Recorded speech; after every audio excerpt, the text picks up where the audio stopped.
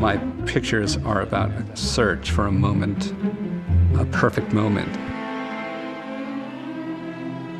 I don't think there was ever a time where I didn't wake up absolutely feeling sick to my stomach. Hi there. Gregory Crewdson searches for mystery and beauty within something that on the surface feels very familiar, but at the same time is otherworldly. He says that his pictures at the core are very personal. They reflect a psychological sense of anxiety, fear, or desire that is part of who he is. As much as he tries to push away from this core sensibility, he finds himself drawn back again and again to these themes. He sees himself primarily as a storyteller, always seeking a form of the elusive, perfect world that we all desire. Unlike film, photography's ability to tell stories is restricted to a single frame. Crewdson latched onto this restrictive quality and compresses a narrative into one photograph. He never suggests answers or reveals any conclusions. These poignant moments offer just enough information to draw us into the narrative. As we engage with the mystery, we are held in a suspended state which compels us to visualize our own beginning, middle, and end. So unlike lyrical documentary photographers who look for poetry within reality, Crewdson is creating his own version of reality. His father was a psychoanalyst coming from a Freudian background. Crewdson draws strongly from this psychological influence when he's creating a photograph. He's always looking at the psychology of the characters in his pictures as being somehow connected to his own. They're searching for something, and there's a sense of sadness, longing, or regret. Broadly speaking, his subject becomes one of separation and detachment. I think the reason why we connect with his work is because of this strong psychological involvement with his characters and their personal stories. He's able to capture the feelings that led to the creation of these scenes, and we as viewers looking at his prints can experience a connected emotion. And this is the essence of coherent communication. While repeatedly creating photographs that spark an emotion within him, he's providing himself with free therapy sessions. It's an opportunity to play out poignant episodes from his childhood and provide an outcome for himself that is ordered, makes sense, and at the same time achieves beauty.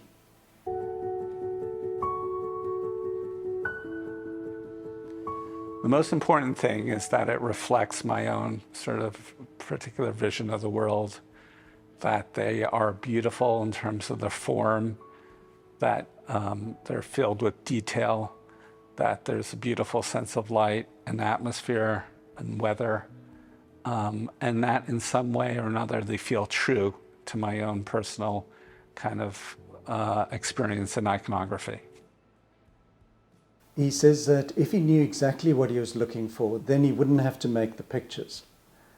And that on some fundamental level, his photographs are about a search for meaning.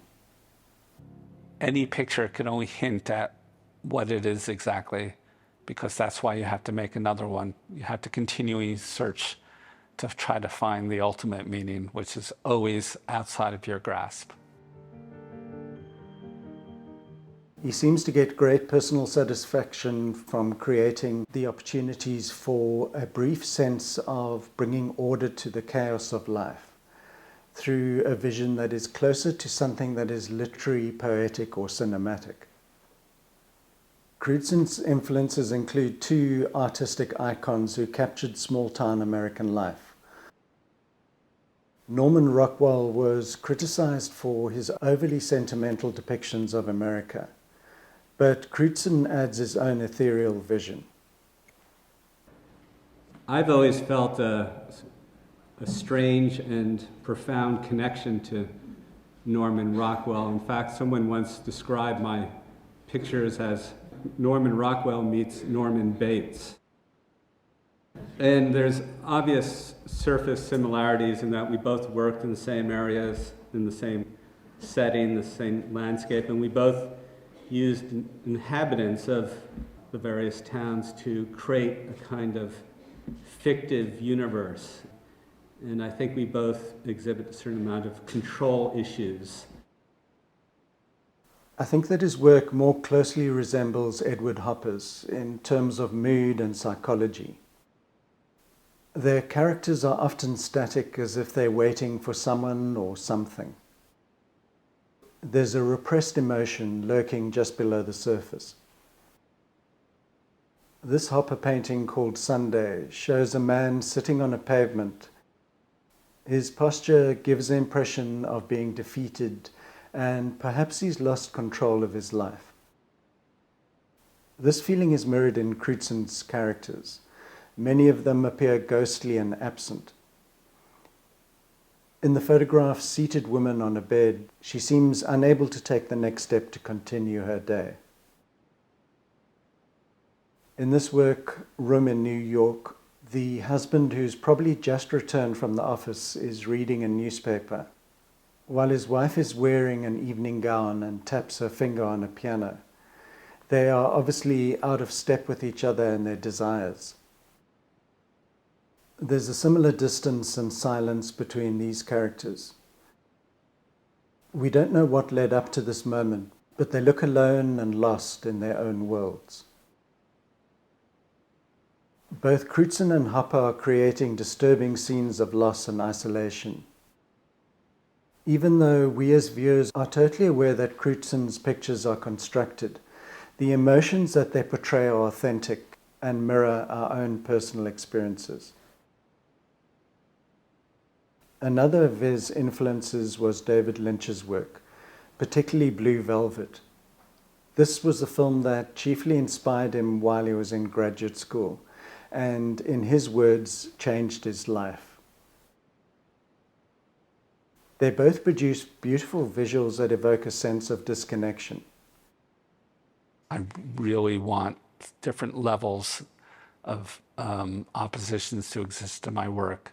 So like truth and fiction is an interesting one, nature and artifice, sadness and beauty, normality and paranormality, light and darkness. All of these tensions are really important to, I think, almost every picture I have made. With all of his work, we are initially drawn to the beauty, primarily through lighting and the color palettes. We become lulled into a sense of the familiar, but then we become unsettled by the strangeness. This is the tension that he seeks in his work.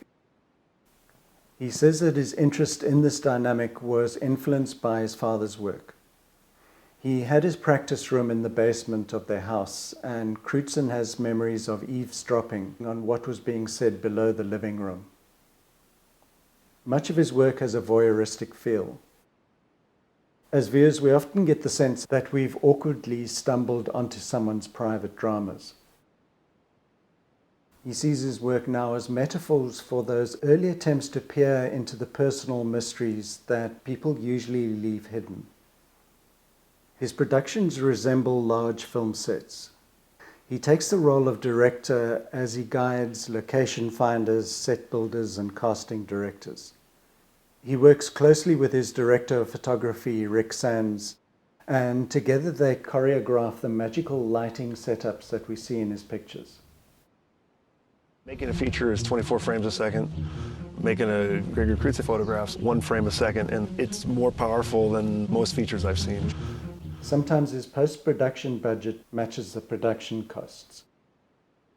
He works in 2 ways, either on location or in a soundstage. This picture was part of a location production that was spread over a period of 5 weeks. During a snowfall, they negotiated with the Pittsfield town and closed off the central business area. Crewdson is involved in all stages of the production and scrutinizes every detail. Here he had the title on the movie theater board changed to Brief Encounters, which fits in with his general intent. The town is empty except for a woman in the diner, a man walking past the movie theater, and a single car moving into the scene, leaving its tracks in the snow. Between these 3 points of interest, we're observing a moment that happens towards the end of a story, and our minds race around trying to fill in the gaps. So all of the pre-production work leads up to this single definitive moment, producing an image that blurs reality and fiction. The second type of production occurs in a soundstage, basically a set built in a film studio type complex. He begins by working through ideas with an art director. They do sketches, do final drawings, and then the sets are built. For all of his works, there's a rigorous casting process. He's looking for a special something that matches his emotional response to the scene. Once he has 5 or 6 of these setups organized, he begins shooting, which could take up to 5 weeks. I think that one thing I really do look for is something that's sort of exists beneath the surface, something that's repressed in a certain degree. So whether that means a kind of underlying sadness or some sense of desire or some sense of anxiety or fear. He wants a picture to remain separate from any specific time period, so you don't see modern cars or cell phones in his photographs. This helps in creating a sense of being suspended beyond time. The scenes are familiar, but as viewers we don't have an anchor that will allow us to ground ourselves in a specific reality. These are timeless creations that are disconnected from the everyday life. But they are also not too far away from reality that we can't relate to them. During the shoot, he doesn't actually hold or operate the camera. He's balancing all of the variables like light, weather, and mood. And like an alchemist, he draws them together to achieve a golden moment. Almost nothing is actually happening in my pictures. It's usually a moment of stillness, a moment of emptiness, a moment of revelation of some sort, but it's all internal. So there's not a lot of literal narrative. It's between the before and the after. And I hope that my pictures kind of reside in that always. Even twilight, when these pictures are made, it's between light and darkness. It's between before and after. It's between the beginning and the end. It's just always in between those different oppositions. Look at that sky. That's the best sky we've ever had.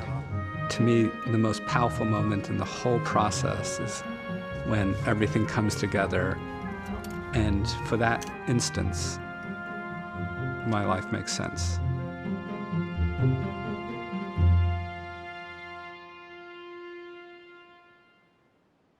He says that he would prefer to transport viewers of his work from the gallery setting to the actual location, so that they too could experience this moment and share his feelings of transcendence. Capturing this elusive combination of emotions involves him truly experiencing the feelings. He sees part of his process as a search for home, or a search for some kind of connection outside of himself. I hope you enjoyed that work, and I'll see you next time. Move the phone a couple inches towards him. Maybe too much. Like that. Interesting. What I would call the aesthetics of repression, which means this obsessive need to make a perfect surface, and sort of behind that surface there's competing energies and tensions and anxieties and desires.